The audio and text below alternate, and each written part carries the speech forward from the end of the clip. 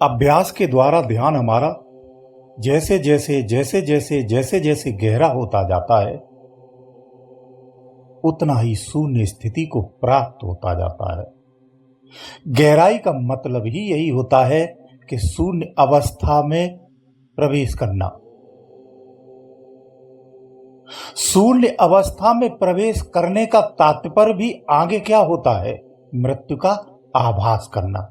ये सब अनुभव ध्यान के हैं और ध्यान के वो गहरे अनुभव है जो साधारण रूप से साधारण साधक को भी प्राप्त नहीं होते हैं। ये वो अनुभव है। सच ये है कि ध्यान को जो जितना गहरा कर लेता है वो उतना ही मृत्यु का भी आभास कर लेता है और वही इस सत्य को भी जान पाता है कि मैं और शरीर दोनों एक दूसरे से भिन्न है। ये वही जान पाता है, बाकी कहने को कहता कोई भी है। इसकी जो एक्चुअल वास्तविक अंदर की स्थिति है उसे बताता हूं, इसे समझिए। अंदर में दो धाराएं हैं जो प्रमुख हैं। वो प्रमुख धाराएं दो रूपों में कार्य करती हैं। एक धारा तो नीचे को बह रही है और एक धारा ऊपर को बहती है। मुख्य धारा इसी तरह से कार्य करती है। तो अक्सर कर धारा जो नीचे को चलती है उसमें सभी सम्मिलित हैं, उसमें सभी बह रहे हैं। उसी धारा का विस्तार भी है, बखान भी है और उसी धारा में ही सदृश्य है, दर्शन है, दृश्य है, दृष्टा है और द्रव्य भी है। तो जहां द्रव्य उत्पन्न होता है वहीं रूप भी उत्पन्न होता है। यह हमेशा याद रखना। अंश इसका आकाश हो सकता है लेकिन रूप द्रव्य के ही रूप में होता है। ये सूक्ष्म विज्ञान की स्थितियां हैं, इन्हें समझ लेना। भौतिक विज्ञान से इसे नहीं जोड़ना। तो द्रव्य की दशा जब दिशा युक्त रहती है तो सुचारू है, स्वस्थ है। जब दिशा युक्त नहीं रहती है तो वो सुचारू अस्वस्थ हो जाती है, सुचारू नहीं रहती है। रहती है कैसी? अस्वस्थ हो जाती है। तो धारा नीचे को है, एक धारा ऊपर को है। इसी धारा को जब हल्का करना होता है तो इसकी दिशा को बदला जाता है। जो धारा नीचे को बह रही है वो भारयुक्त है, जो धारा ऊपर को है बह रही है वो भारहीन है। यही दोनों में भेद है। ये गहरा भेद है, लेकिन मिलता ये भी आसानी से है, बहुत कठिनाई से नहीं मिलता है।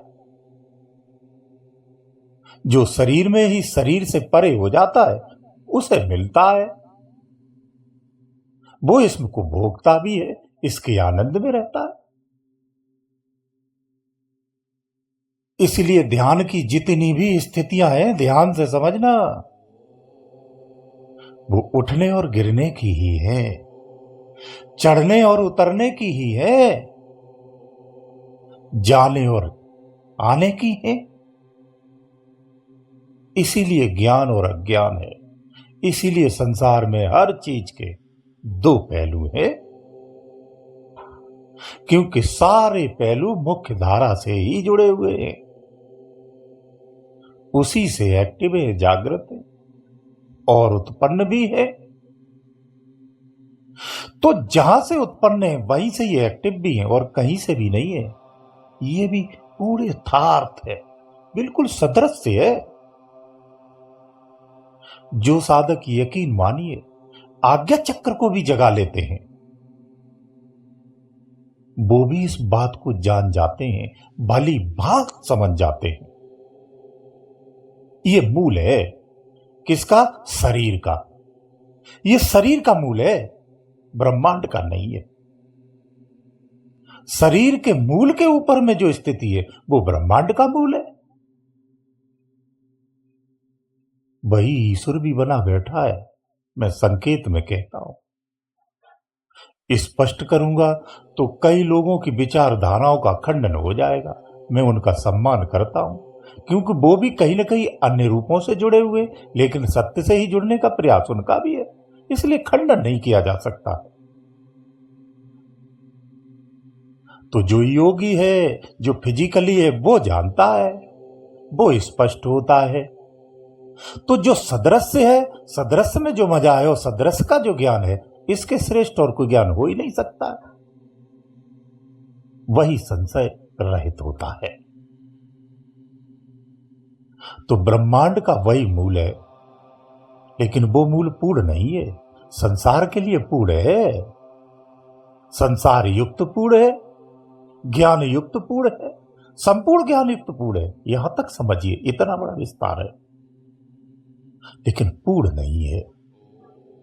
जो पूर्णता को पा जाता है अपने प्रयासों से, वो जानता है ये उससे भी गुप्त है, गहरा है, अति सूक्ष्म है और बहुत गहरा है। वो जो गहराई है वो अंतिम लक्ष्य है। जो अंतिम लक्ष्य को प्राप्त करता है वो किसी भी रूप में करता हो, लेकिन वहां कोई रूप और अवस्था नहीं रहती है। वहां जाकर के एक ही रस होना है। तो वो इस सच्चाई को जानता है, वो सदृश्य है। इसलिए वो रूप में होकर भी रूप में है नहीं, शब्द में होकर भी वो शब्द नहीं है, सृष्टि होते हुए वो सृष्टि में नहीं है, लेकिन है। इसलिए उसका रूप नहीं है, उसका नाम नहीं है, वो है भी नहीं, लेकिन है। वो नहीं में भी है, हाँ में भी है। तो उसे समझना थोड़ा सा अलग है, लेकिन उसके समझने योग्य भी अगर हो जाते हैं, खास बता देता हूं रेस की बात, उसे समझने योग्य भी अगर हो जाते हैं तो भी एक दिन उसके जैसे हो जाते हैं। बिना प्रयास के भी हो जाते हैं, ये भी ध्यान रखना, बिना प्रयास के भी हो जाते हैं। कुछ प्रयास से साधक वहां अगर पहुंच जाता है तो फिर बिना प्रयास के भी हो जाते हैं। थोड़ा समय लगता है, बस इतना ही अंतर। हो सकता उसमें कई जन्म लग जाए, लेकिन हो जाता है, ये निश्चित है। इसलिए प्रारंभ से ही प्रयास करना चाहिए, करते रहना चाहिए। करते रहोगे तो एक दिन जरूर इस अवस्था को प्राप्त कर जाओगे। इसलिए हमेशा याद रखो, सभी लोग ध्यान से समझो, जो ज्ञान आपकी समझ में आ रहा है ना, जो ज्ञान आपको अच्छा लग रहा है ना, जो ज्ञान आपको तृप्त कर रहा है ना, ये ज्ञान उस ज्ञान से भी अलग है। यानी इसमें भी पूर्णता वो नहीं है जो पूर्णता है, उस परम पूर्णता से भी थोड़ा सा भिन्न है। लेकिन इसके प्राप्त करने से वो पूर्णता प्राप्त हो जाती है, इसी से होती है। तो इसलिए से पाना है। पूर्ण नहीं है ये इसलिए कह रहा हूं क्योंकि कुछ लोगों की धारणा इसी में पूर्णता की हो जाती है। जो उच्च कोटि के संत हैं वो इसी में बैठे हुए हैं, लेकिन इसमें भी कुछ है, वो श्रेष्ठतम है, वहां जाना होता है। तो फिर वहां ब्रह्म भी नहीं है, ब्रह्म की परिभाषा भी नहीं है, कोई अस्तित्व भी नहीं है। इस स्थिति में आने के लिए समय लगता है, लेकिन लगे रहना चाहिए।